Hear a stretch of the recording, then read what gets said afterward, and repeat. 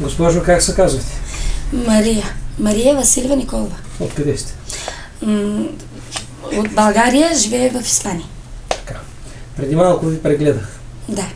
Казахте, че имате лошо уросяване на крайниците, Да. на ръцете Силни и на краката. болки на костите, на ръцете и на краката. Предлагаха ви операция? Да. Даже съм за операция съм в Испания.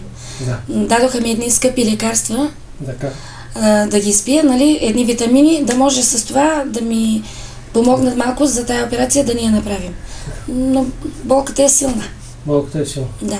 И ръцете изтръпват. Аз това ви казах преди да това. Да, че няма да има операция. Няма да има операция. Направихме една процедура. Да. Какво става? Болката изчезна. Стана чудо. Стана чудо? Стана чудо, да. Как са ръцете, краката? Много. Врата? Врата, да. Вие не можехте да си дигате ръцете? Не, когато ги дигах, тук те седно се чупят. Така. А сега тая болка я нямам, сега вече ми е добре. Така. Горещи са краката и ръцете? Да. Врата? Да, много. Чувствам много добре. Падна ли товар от тялото? Да, падна един голям товар от тялото. Много ви благодаря. И аз ви благодаря на вас. И дано винаги така да лекувате хората.